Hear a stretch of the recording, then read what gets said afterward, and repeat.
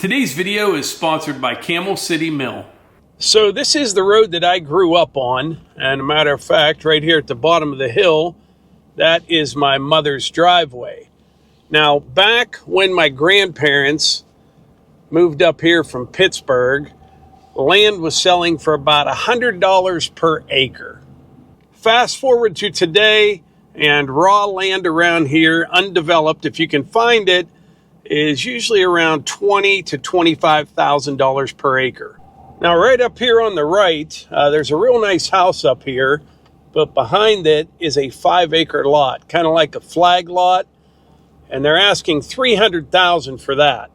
Now, that would be $60,000 an acre, but that's not really a good judge because it's been on the market for quite some time. So $100 an acre back in the 40s, let's say $20,000 an acre now. That's about a 20,000% increase in price. Now, Melissa and I bought our property back in the early to mid 90s, and we paid about $3,000 an acre at that time. So from the mid 90s to today, about 30 years, it's gone up about another 550 to 600%. And by the way, I've got a great story to tell you later on in this video about how we bought our property and what went down, I should say, when we bought it. Now, right over there across that driveway, right up on top of that hill, that is Maple Grove. That is part of our property. We have frontage on a couple different roads, but that's what we call Maple Grove. Now, I don't know if you can see with this little camera here, right up on that hill is a couple big houses. There's another housing development. So up here on the right is phase 1 of this development. I'm not sure how many units are up in here, but over here to the left, they are just starting phase 2. There'll be a bunch more homes up this way, probably by the end of summer. Now, this is another development just down the road. This one has been here for quite some time. There have been several more phases to it since this one was built, but these are all single-family homes, nice places. There's got to be, 175 houses in this plan right here, plus all the new phases. But what I have been noticing is all the newer stuff is more duplexes and quads and even apartment buildings. And I think the reason is homes like this are quickly becoming less and less affordable for the majority of people. Now, everything is different depending on what part of the country you're in. But around here, I think the single family homes, you're still going to see them. But like I said, they're leaning more and more towards duplexes, quads, and even apartment buildings. Now, all of this ground around here, most of it was primarily farmland, except for the real steep stuff. And over the years, people quit farming, and everything just kind of grew up. And then over time, more and more landowners sell all their property to developers. Now, at least once or twice a month, we are contacted by developers asking if we would be interested in selling our property, which we're not. But a lot of times people get upset with the landowner for selling their property, and it's just the way it is. Like that first development that I showed you, I know the previous owner, really nice guy. He has a couple kids. They're out of state, all set up, with a family and all that stuff, and kind of put their roots down somewhere else. And he's getting up there in years, and it was time to cash out. And I think that happens more often than not. There's no big farmland around here anymore that's getting handed down from generation to generation. I mean, there's some, but not very much. But unless you have family in the area that wants to stay in the area, a lot of time these properties get sold, and all the neighbors, they don't like it. Everyone seems to want their house to be the last one ever built, and that is just not how it's going to work. And it's just crazy, though, how this area has changed since I was a kid. I mean, I could see the growth all along, but if you look back to what it was like 30, 40 years ago compared to now, it's just a completely different world. Now, I was telling you, back in the mid-90s when we bought our property, we paid around $3,000 an acre. And then about 5 years ago, I guess it was, we were able to buy the brick house and some more additional property that joined ours. At that time, we paid around $10,000 an acre.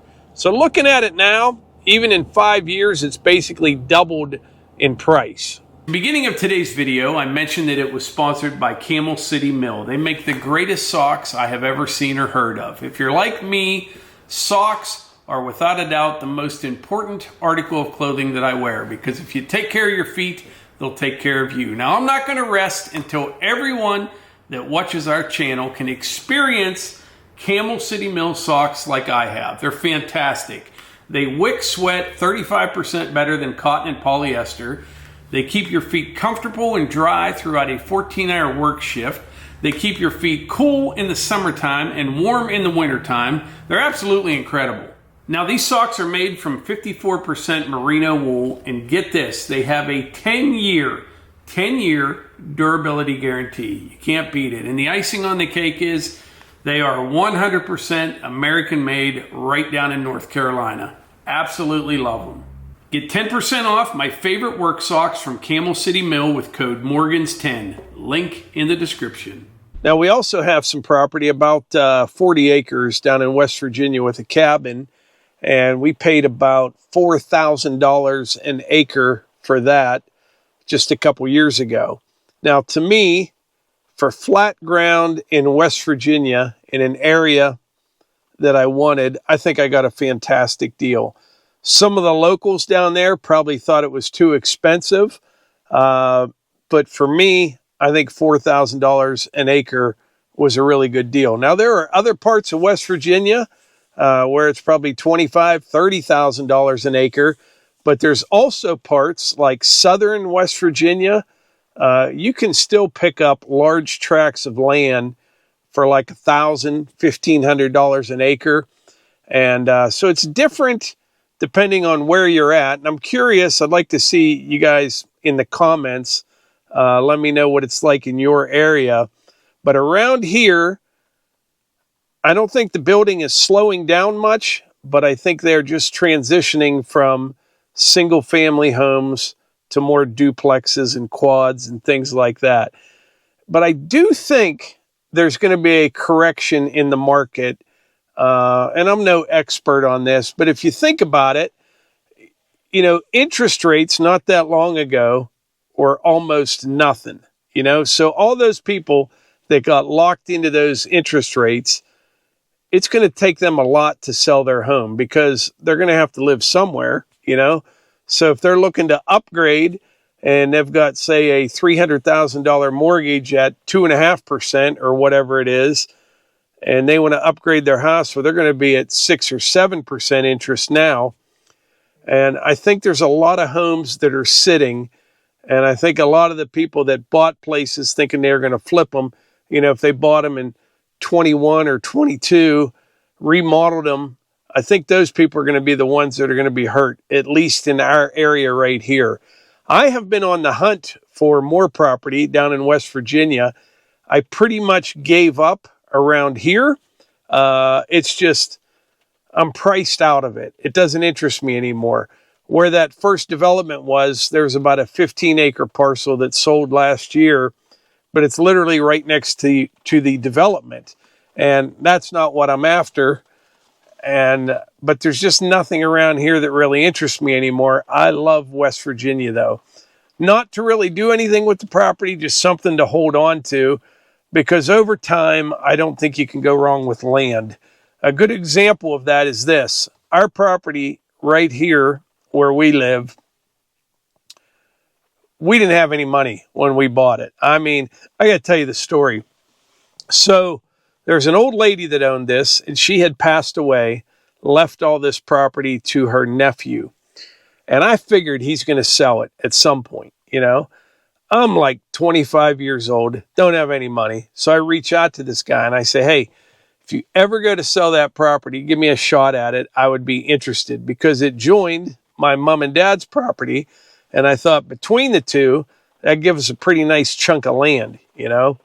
And I didn't pester the guy or anything like that, but I waited about 6 months, call him again. Yeah, I'm not sure what I'm going to do with it. You know, he didn't seem interested. And I was pretty sure he was going to sell it. So sure enough, about a year goes by, a buddy of mine calls me. He says, hey, see that property's for sale up the road. I'm like, where? And it was this place. So he never called me. And it ended up costing him probably 7% commission. But anyway, I find out it's on the market. So now I got to move fast. I still don't have any money. So I contact the realtor. I say, hey, I'm interested in that property. Told me how much it was. It's like $225,000. It could have been $10 million, but it was like $225, I think. And I said, well, I'm interested in it. Let me see what I can put together. And this realtor, he did not take me seriously at all. He really didn't want to waste his time with me. He was just kind of arrogant. He was. And I was kind of bothering him, asking about the property. So what I did, I had to get really creative. I mean, real creative. I knew some other people that were looking for land, and I ended up having them sign a sales agreement contingent upon me buying the property, okay? I had some property across the road that was part of this, and yes, it would have been nice to keep it, but like I said, I didn't have any money. So I got them to sign a sales agreement contingent upon me buying it, and I sold one other lot, and we all closed on the same day. So what I did, I went to the bank. I'm like, this is $225 for all this. I already got this much on paper. I have this much land left. And they had no choice, basically, to give me the loan. So we got the loan, bought the property, and it all worked out. And like I said, it would have been fantastic had I been able to keep all of it when we bought it. But it just wasn't possible then. And I'm thankful for the way that it had worked out. So after we bought the property, we just closed. It was maybe 2-3 days later. I'm already cutting trees and getting ready to build a driveway, doing stuff. And I see someone walking through the woods. It's like a family, you know? Well, it was a husband, a wife, a little kid. I'm like, you know, who are you? And they said that this realtor, I'm not going to mention his name, said that he's going to be listing a few lots on this property, that he knows the seller, knows the seller, me. Here was that realtor that wouldn't give me the time of day. He was telling people, he's trying to bring buyers to me for me to sell them some lots or something. I said, I don't have plans on selling anything else. And if I did, he is the last person I would ever sign an agreement with. So I escorted them politely off the property and said, tell him you weren't welcome here. So that was the story on that. But yeah, I'll never forget that. It was a lot of late nights trying to put all this together and figure it all out and getting an attorney. Like I said, I was 25 years old. No idea what I was doing.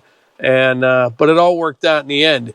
And then over the years, we had some different things come up. You know, you can never go wrong with land. But we had the Marcellus Shale in our area. And they're running around signing up people for oil and gas leases. And I knew enough about it. That was before I worked in oil and gas. But I knew enough about it on how to do it. And I signed a non-surface lease, meaning they couldn't come on the property. They could just extract the gas. I think it's about 7,000 feet below us right now. And that gas lease is pretty much, yeah, it not only paid for the property, meaning, yeah, we got more from the gas lease and royalty payments than what we paid for the property back in the day. And, you know, I paid $225 for all of this, sold some of it off when we bought it. And what we have here, you could easily sell for probably $1.5 million, maybe more than that now. I don't even know. But it's not really worth anything if you don't plan on selling it. You know, we're very fortunate because all of our family is around here, our kids, our grandkids, all that kind of stuff. So it all worked out. I'm glad Melissa admits, it's one of the few things that she will admit I was 100% right on. She thought I was nuts. I'm bringing her all these papers at 25 years old. She's trying to go buy groceries. We're counting quarters we find out of the couch, and I'm telling her I'm going to buy all this property for $225,000. She thought I was crazy, but she will openly admit it is one of the best decisions that we have ever made, without a doubt. But back to what I was talking about. I think landowners, you can't blame them. You know what I mean? The price keeps going up all around them, and you're either going to get gobbled up or covered up with neighborhoods all around you, or you cash out and, older people may downsize. Younger people may take that money and move to another state where they can buy some land that's more affordable. Like I said, West Virginia.